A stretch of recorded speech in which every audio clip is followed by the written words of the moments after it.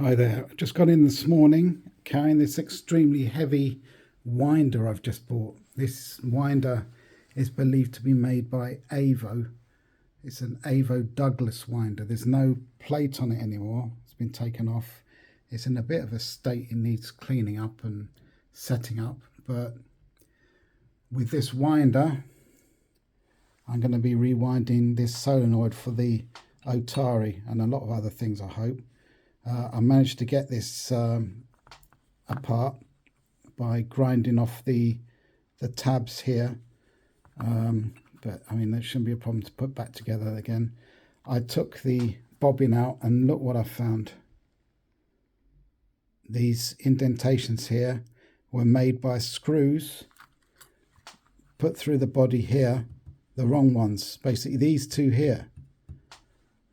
Someone put in screws there and pierced the winding, and that's why it's open circuit in more than one place. So we have the thing now. So what I'm going to do is carefully unwind this, counting the turns, and then I'm going to wind it, put this bobbin in here and rewind it. I'm not sure whether this wire is good enough, or it is good wire, but I don't know whether it's the right gauge. I need to double check the gauge of this wire and see whether it's the same gauge as this. This looks, well, it's a different color, but it is enameled wire.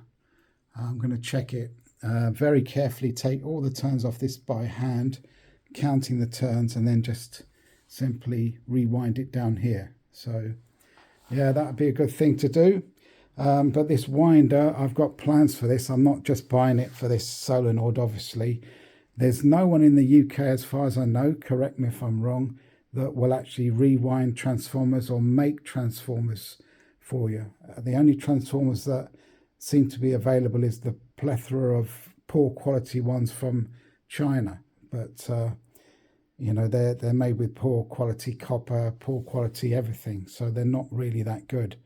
So I hope to be winding not only transformers but pickups and inductors as well on this eventually when I get the hang of it, when I've set it up properly. As you can see, this is quite a number 3 winder from Avo Douglas, but it looks like it's been stripped back bare of everything really. I don't think this handle is correct. There should be like a gearbox or something there with a wooden handle on the side, but I don't know. I think this is an add-on, but I could be wrong. I don't know a lot about it. But yeah, I mean, I'm sure I can do something with this. There's no counter on it at the moment. The counter would have gone there, I think. No counter, so I'm going to have to get some sort of counter. I'm thinking of going for an electromagnetic counter so that when I can measure a revolution somewhere, probably on this side here, I would mount a molybdenum magnet on there, very strong magnet, and have some meter mounted here or something, digital meter, so I can tell the revolutions and everything. But yeah, sky's the limit with one of these. They're very expensive, these things, really. This is cast iron. It weighs a ton. You can obviously get them from China as well. I was looking at the NZ2, which is around 280 quid, something like that. But Chinese things, oh dear. I saw a video of one of those Chinese, the NZ1. I saw a video from AliExpress itself, someone using it, turning the handle, and the shaft at the end had a warp on it. It was wobbling all over the place. Something like this, made in England, with great bearings in there, fully serviceable. It's not going to wobble. It's going to be absolutely spot on. So anyway, these are very difficult to come by, I think. So I did really well for the price I paid for this. So yeah, watch this space. I'm going to rewind this. It's going to be perfect wind and all of this. This is terrible, this thing, what was done to this. So anyway, I'm going to make a really good bobbin, put this back together. Shouldn't be a problem. and then test it. I reckon this should normally be around 120 ohms.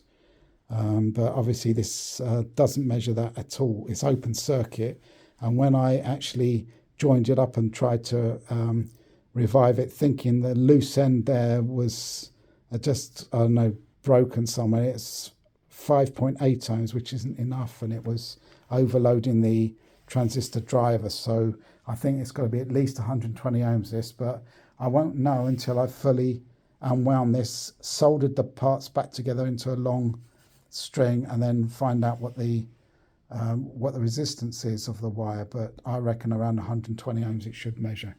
So yeah, this is going to be a good thing. You've got this under tension, obviously, the tensioner. This here, which distributes the wire along the bobbin. This is just a piece of tubing the customer put in. This is obviously on a screw thread, and it will move along and move back. So yeah, this is good. I have no idea about this. I'm going to learn. There's all sorts of little adjustments you can make, and apparently, according to the guy who sold it to me, who doesn't know a lot about these, he reckons that this is a tensioner. It tensions for what gauge wire you want to use, and I think it's probably adjusted here, maybe. I'm not sure. I'm going to have to study this. As I say, I've just literally got this out of the car and put it on the bench, and I literally bought it last night. So I've got to learn a lot to learn about this. I've never had a winder before, and this is going to be a game changer for Delatronics, I hope. Thank you very much for watching. Any questions, please put them in the comments, and please like and subscribe. I'm a new service centre, struggling to move in loss at the moment, but more and more stuff is coming in. I just had a Tascam 34 come in yesterday from a very good customer of mine who keeps bringing stuff in, and also a CDX, Bang & Olufsen CDX, which has got a lot of little problems on. So yeah, it's keeping me going, and I am getting a steady stream of work in. I have the remote control in here for this Sony. So yeah, it's all going now. Thank you very much for watching. Please like and subscribe.